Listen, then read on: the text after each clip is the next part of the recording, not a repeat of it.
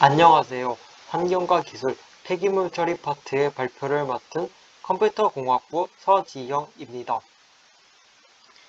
이번 발표를 위해 자료조사를 김재우 학우님, 차태준 학우님이 해주셨으며 PPT 제작을 이준호 학우님이 해주셨습니다. 저희가 설명드릴 내용에 대해 알려드리겠습니다. 저희가 설명드릴 내용 중 첫째, 매립 처분과 매립 처리 방식 및 공법. 둘째, 폐기물 매립 및 장단점. 셋째, 매립 방식. 넷째, 매립 공법. 다섯째, 폐기물 매립지의 입지 선정. 여섯째, 매립지대 분해. 일곱째, 생활 폐기물의 자원. 여덟째, 자원화의 필요성. 아홉째, 회수 자원의 종류별 재자원화 방법. 열 번째로 에너지 회수 기술에 대해 저희가 설명드리겠습니다.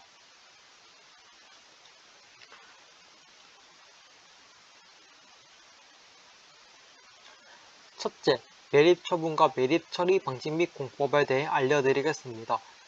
발생된 폐기물 중 재활용 가능한 것은 회수하고, 가연성 폐기물은 열적 처리 과정을 통해 에너지 회수와 부피 감량을 하며, 나머지 무기성 폐기물과 열적 처리 과정을 거치고 난 채는 폐기물 매립지에 매립합니다.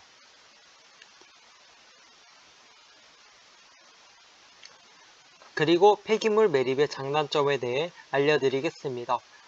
폐기물 매립은 엄격한 환경오염 방지 대책이 없는 경우 가장 쉽고 비용이 적게 들며 고도의 기술력을 필요로 하지 않는다는 장점이 있습니다. 그러나 폐기물의 특성상 주위 환경과 질에서 매우 다르기 때문에 환경오염이 쉽게 발생한다는 단점이 있습니다. 폐기물의 종류와 매립 방식에 따라 어느 정도 차이가 있으나 대체적으로 주변 환경에 미치는 영향은 다음과 같습니다. 첫째, 환경 변화에 따른 문제가 있습니다. 매립지 공사 시 수목의 벌채, 식생 훼손 및 동물 서식지 파괴가 일어난다고 합니다. 둘째로는 수질 오염에 따른 문제가 있습니다. 침출수나 우수의 유출로 인한 지하수나 주변 지표수의 오염이 있습니다. 그리고 유출된 고농도의 질소로 인한 주변 호수와 늪의 부영양화가 일어난다고 합니다. 세 번째로 악취, 가스 발생 및 화재가 일어날 수 있습니다. 폐기물의 부패에 의한 악취가 주변에 확산되어 지역 주민 생활에 악영향을 미칠 수 있습니다. 그리고 폐기물이 미생물에 의해 분해되면서 발생한 메탄가스의 안전 문제가 있습니다. 폭발 혹은 발화를 일으킬 수 있습니다. 그리고 유해조수와 해충의 발생이 있습니다. 폐기물 매립지의 열악한 환경에 적응력이 높은 유해조수와 해충이 대량으로 서식할 수 있습니다. 그리고 주변 집안에 악영향을 미칠 수 있습니다. 매립 집안의 침하에 의해 주변 지형의 건축이 어려워지며 건축물의 균열 및 붕괴의 우려가 있습니다.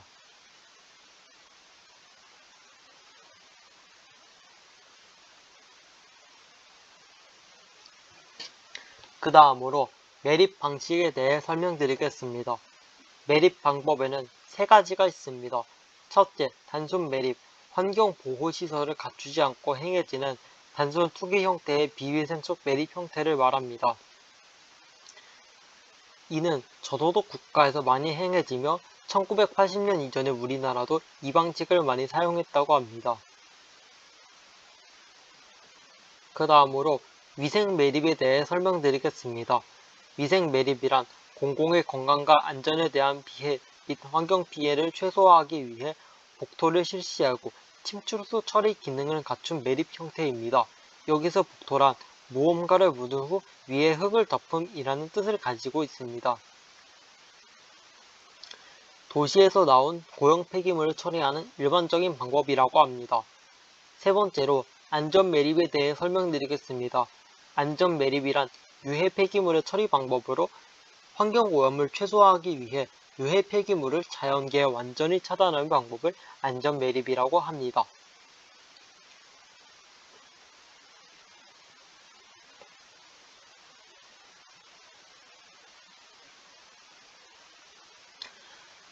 네 번째로 매립공법에 대해 설명드리겠습니다.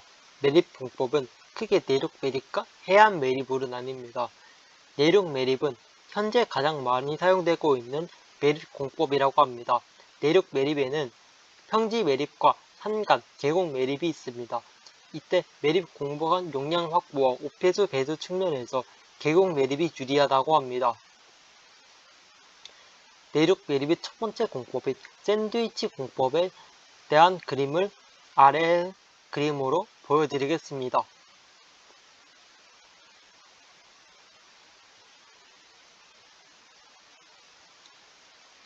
내륙 매립의 두 번째 공법인 셀 공법을 위쪽에 있는 그림으로 보여드리겠습니다.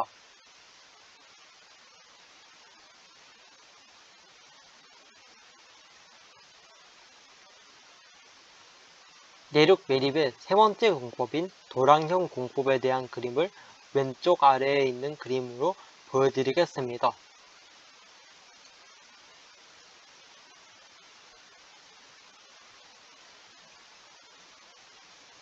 내륙 매립의 네 번째 공법인 압축 매립 공법에 대한 그림을 오른쪽 아래에 보여드리겠습니다.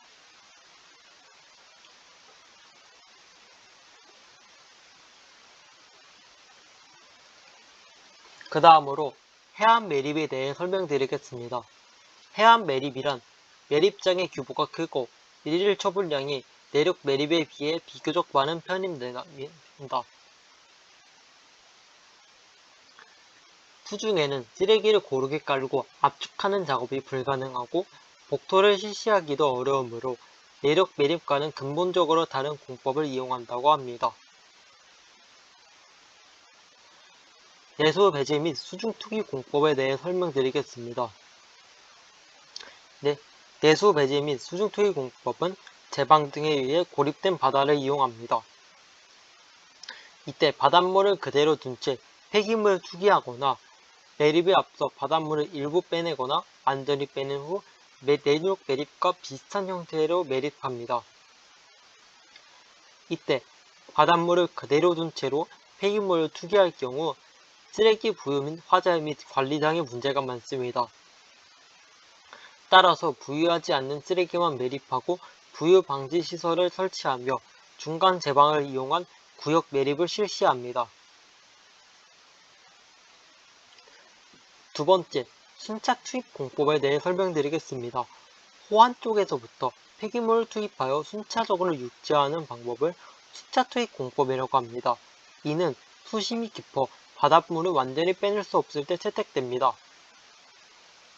지반이 약할 경우 매립된 쓰레기의 하중에 유동할 수 있으며 폐기물은 부분적으로 두껍게 쌓이기도 하며 향후 토기 이용에 지장이 발생할 수 있습니다.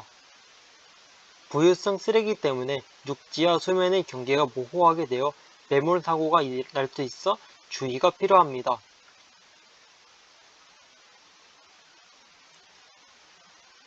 아래쪽 그림으로 순차 투입 공법에 대한 예시를 보여드리겠습니다.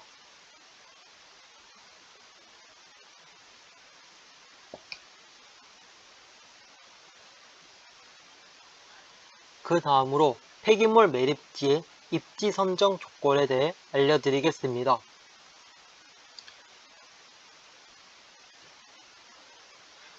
첫 번째로 입지 조건에 대해 알려드리겠습니다. 입지 조건의 첫 번째, 계획 매립 용량이 확보가 가능한 곳. 두 번째, 폐기물 매립지의 진출입로 설치가 쉬운 곳.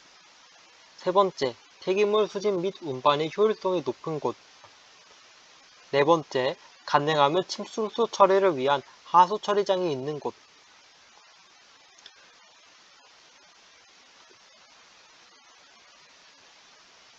그 다음으로 사회적 조건에 대해 설명드리겠습니다. 주변에 민가가 없고 주거 지역에서 멀리 떨어진 곳. 폐기물 운반로상에 주거 밀집 지역이나 교통량이 없는 곳. 문화재 및 주요 시설물이 없는 곳. 이 세 가지가 사회적 조건에 해당됩니다.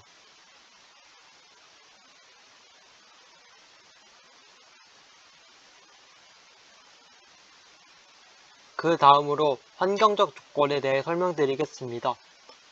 경관의 훼손이 적고 시각적인 은폐가 가능한 곳, 근처에 질 좋은 숲이 있거나 보호 대상 생물이 서식하지 않는 곳, 지하 수위가 낮고 토양의 투수성이 작은 곳, 수자원 보호가 필요하지 않은 곳, 주 풍향이 주거 지역으로 향하지 않은 곳, 물 빠짐이 좋아 침출수 발생량을 줄일 수 있는 곳,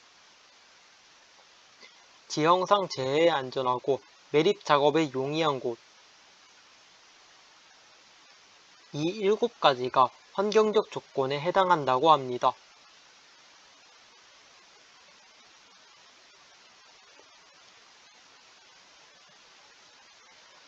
그 다음으로 매립진의 분해에 대해 설명드리겠습니다. 초기에는 친산소적 상태 하에 분해가 시작되어 매립진의 산소가 거의 소비되면 오랜 시간 동안 피산소성 분해 반응으로 이어집니다. 폐기물이 분해되면서 가스, 침출수, 악취가 발생합니다.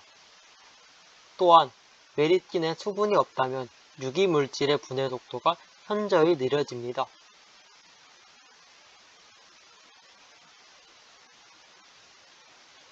첫 번째로 매립진의 가스에 대해 설명드리겠습니다. 메탄, 이산화탄소, 질소가 주된 성분이며 그 외에도 암모니아, 일산화탄소, 수소, 황화수소, 산소 등으로 시간에 따라 조성이 달라집니다. 매립 초기에는 이산화탄소의 함량이 많으나 2년 정도 후부터는 이산화탄소와 메탄가스의 비율이 비슷해진다고 합니다. 그리고 매립진의 가스 중 메탄은 무색무취이며 독성은 없지만 공기 중인 5%에서 14%만 존재해도 폭발의 가능성이 있다고 합니다. 그리고 암모니아와 황화수소는 악취 성분으로서 유기성 토양으로 복토를 하면 효과적으로 줄일 수 있다고 합니다.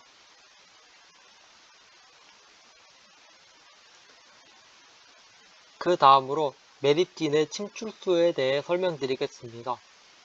침출수란 폐기물이 용해되어 있거나 부유되어 있는 액체를 뜻합니다. 매립지의 침출수는 강수에 의해 외부로부터 유입된 물이 대부분이며 폐기물이 분해되면서 생성되기도 합니다. 폐기물이 분해되면서 추출된 유기물과 무기물이 포함되어 있으며 폐기물의 종류에 따라 특성이 크게 달라집니다.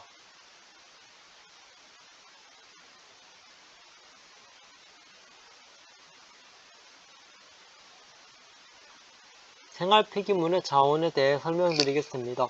생활 폐기물의 자원은 우리가 자주 사용하는 비닐, 플라스틱 같은 생활 폐기물로부터 자원 물질을 회수하거나 에너지를 회수하여 유용한 자원으로부터 이용할 수 있도록 하는 모든 방법을 뜻합니다.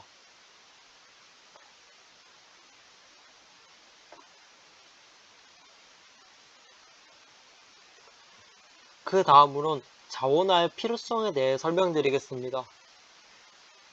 자원화의 필요성, 쓰레기가 자원 분해되는 시간은 굉장히 길지만 짧은 기간 동안 쌓이는 쓰레기의 양은 굉장히 많아서 매립지가 부족해지고 환경 오염이 심각해집니다. 이는 물질과 에너지를 절약할 수 있다는 또 다른 장점도 있습니다. 또한 폐기물의 양이 감소함에 따라 처리 비용이 감소한다는 장점 또한 있습니다. 또한 화석 연료는 유한한 자원이기 때문에 자원화를 통하여 절약할 수 있다는 점도 있습니다.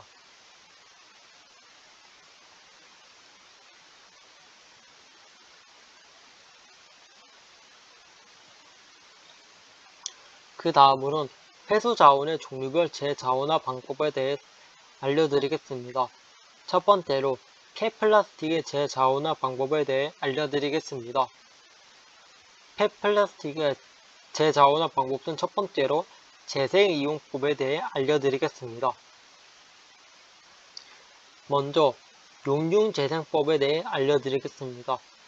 용융점 이상으로 가열을 하여 용융시킨 후 냉각 또는 압축, 성형 방법은 압출 성형법과 압출 가공법으로 구분합니다.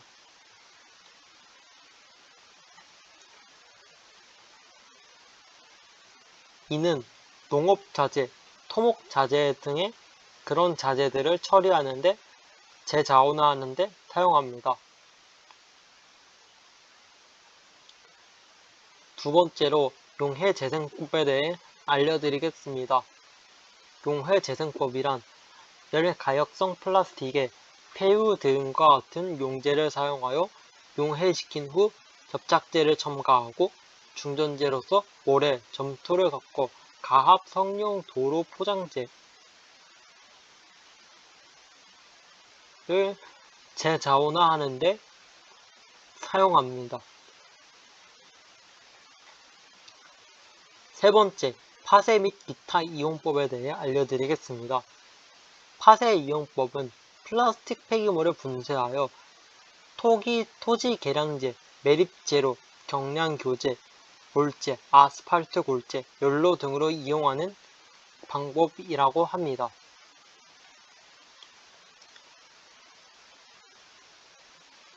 그리고 분해 이용법에 대해 설명드리겠습니다.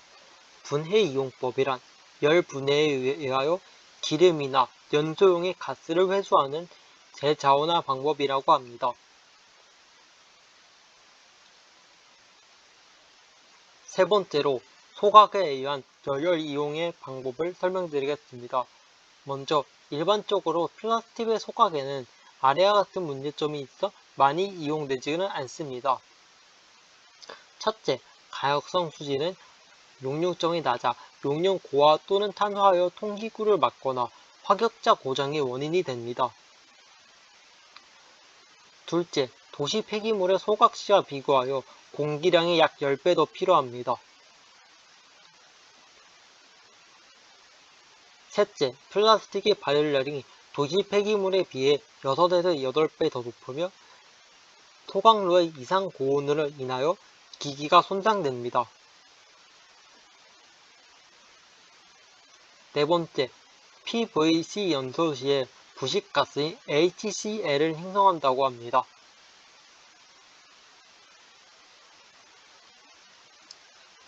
그 다음으로 폐비닐 재자원화 방법에 대해 알려드리겠습니다. 폐비닐 첫 번째로 분류를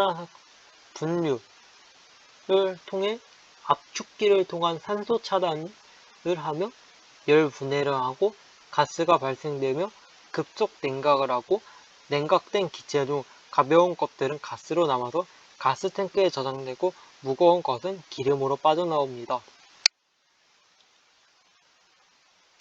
그리고 압축기가 핵심적인 이유는 산소를 제거해야 열 분해기의 안정적인 작동이 가능하고 화재 발생을 막을 수 있습니다.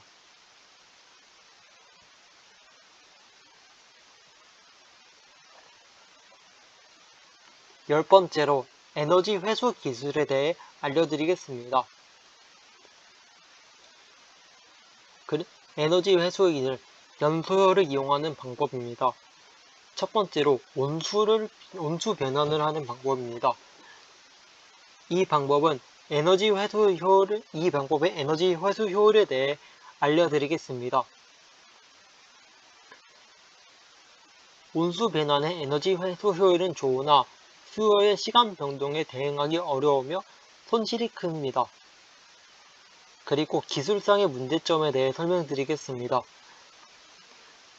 온수 변환의 기술적인 문제점은 열 교환면이 고온으로 되지 않아 부적당하다는 문제점이 있습니다. 세 번째로 에너지의 용도에 대해 설명드리겠습니다. 온수 변환의 에너지의 용도는 근거리에서는 더운 물을, 풀과 공중 목욕탕에서는 온수를 공급합니다. 그 다음으로 온열원에 대해서 설명드리겠습니다. 온열원의 에너지 회수 효율은 비교적 양호합니다. 하지만 수요 변동에 대응하기는 어렵습니다. 온열원의 기술상의 문제점으로는 고온 부식, 제어택 등의 방지기가 필요합니다. 하지만 에너지 보존은 또 곤란합니다.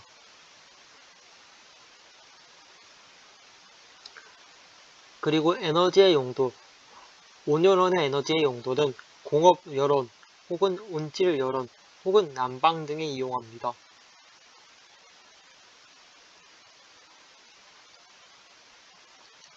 그 다음에 냉열원에 대해 설명드리겠습니다. 냉열원의 에너지 회수 효율은 흡열식 냉동기의 효율분만큼 저하됩니다. 그리고 냉열원의 기술상의 문제점은 고온 부식, 제어택 등의 방지기가 비록 에너지 보존 곤란하다는 점에서 온열원과 동일합니다. 냉열원의 에너지의 용도는 냉동창고, 스케이트 링크, 냉방 등이 공급합니다. 그 다음으로 전기 변환에 대해 설명드리겠습니다. 전기 변환의 에너지 회수 효율은 대용량 통상 화력과 조합하는 등으로 효율을 향상시키고 일반적으로 수요 변동에 대한 대응이 또 미흡합니다. 전기 전환의 기술상의 문제점에 대해 알려드리겠습니다. 전기 변환은 고온 열기를 필요로 하므로 고온 부식을 일으키기 쉽습니다. 전기 변환의 에너지의 용도에 대해 알려드리겠습니다. 전기 변환의 에너지는 속각 공정 내의 전력과 일반 전력 등을 공급하는 목적이 있습니다.